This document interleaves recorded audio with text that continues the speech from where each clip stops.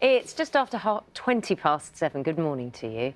Now, the number of children needing help for eating disorders is at crisis point. Waiting lists in England are at record levels. This is according to new figures. Yes, the Royal College of Psychiatrists says lives are being put at risk. Let's take a little closer look at the situation.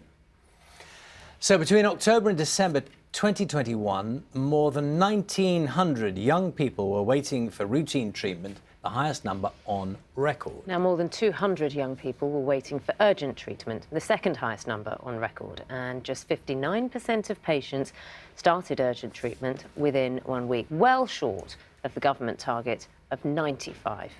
Well, we're joined now by one of our regular GPs, Dr. Helen Wall. Morning. Hi, good morning. And we've got the actress and campaigner Gemma Oaten, also a familiar face to this programme. Hi, Gemma, good to see you. Thanks for the wave. Gemma also had her own struggles with anorexia when she was 10. And Gemma, the reason we're talking to you as well is because you have often spoken about the difficulties in getting treatment. And, you know, these figures today showing that they're falling well below government targets for younger people who are struggling with eating disorders.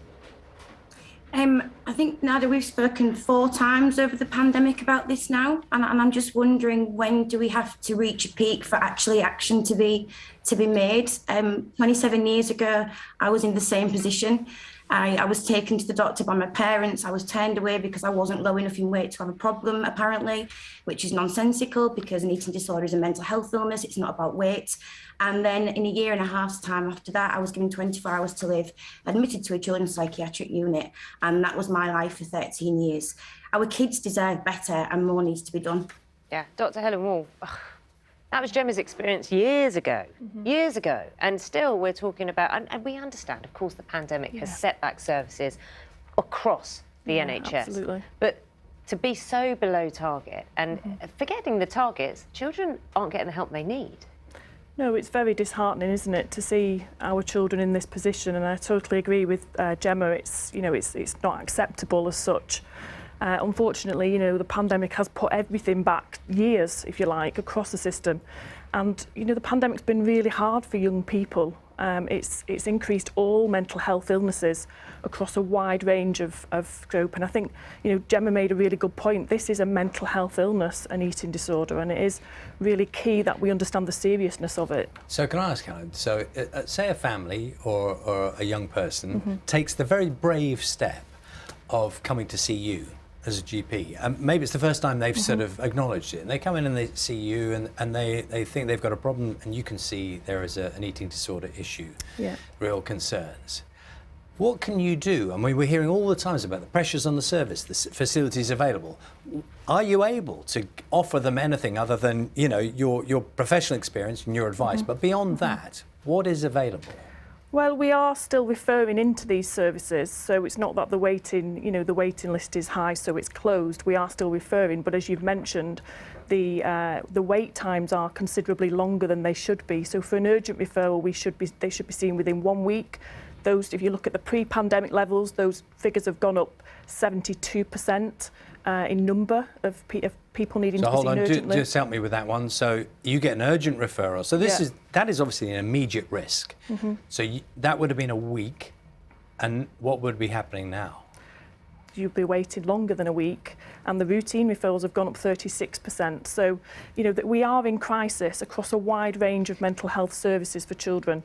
We are relying as GPs more heavily on charities such as Beat, the anorexia charity and other charities as well, to try and support people.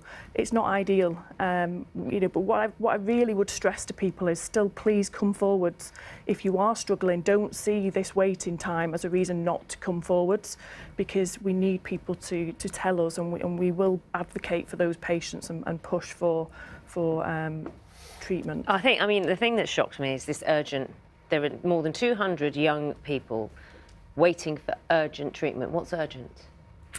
So urgent is when we think they need to be seen within a week, and urgent in terms of, really sort of affecting everyday life, so affecting their ability to get on with relationships, affecting their ability to school, affecting their ability, their mental health to sleep, etc. So there's all sorts of reasons why someone might be urgent. It's not all about weight. Gemma, I think Dr. Helen Wall made that point. I know, I can see, I've seen that face of yours before. You know, go on. Ellen, this is in no way disrespect to you at all. I completely agree with what you're saying. Your services are pushed to the max at the moment. But early intervention is key. And then these kids don't even need to go on waiting lists. These kids don't even need to have to wait 5 months before they get to crisis point and then end up in a hospital But Gemma, bed. sorry to interrupt, isn't the point, I mean, Dr. Helen Wall made the point that come see the GPs, absolutely, they're not referring, that the referrals are being made. It's about the services the other side, which aren't available. Yeah, exactly. And that's where we need to start to look at the restructuring of where the money's actually going. As Agnes Oaten said from the Royal Psychology and the Faculty for Eating Disorders, you know, this money's being pumped in, but it's not getting to the people that need it. Right at the start, the community services. Like Helen said, yeah, there are charities like Beat, there are charities like Seed, there's Supported, there's First Steps, but there's only one charity that gets a bulk of that money from the government, and that's Beat, and they do an amazing job. But there are so many others like Seed who have got eating disorder educational toolkits, we've got recovery programs, but yet we turn around in the CHCP cut our funding, and we're the first port of call for those people who desperately need us. But if we look at working together and not just thinking NHS who can't cope as it is, and the poor GPs, because they need more education, but they haven't got time to even think at the moment. OK, Gemma, can I just ask one thing? I think it's important, and we've talked to you before, and your messaging is very clear on this, but it's also important that there could be people watching today, watching us now, who've not spoken to anyone, maybe haven't even spoken to their immediate family. The first steps, given what you say about how quickly things can get very bad, those first steps, even leaving aside the work of GPs in the medical profession, talking to someone at all is really important, isn't it?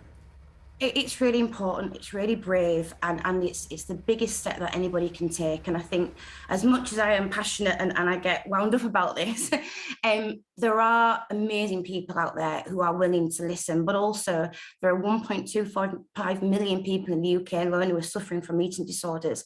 There's no stigma around this, there's no shame. We need to normalise the conversation. And I think that first step towards recovery is being brave and opening up and knowing that there will be people, even though we're talking about the negative side of things, there are lots and lots of positives and there are lots of people willing to listen. Helen sounds like a wonderful GP, and there are many more wonderful GPs out there, and there are also charities. Gemma, it's always good talking to you. Thank you so much for sharing your experience, always. And Helen, thank you. You get a little bit of a nod at the end there. And I do know it's difficult. We're frustrated as well as GPs. It's really sort of hard to see somebody suffering like that and not be able to just plug them straight into a service.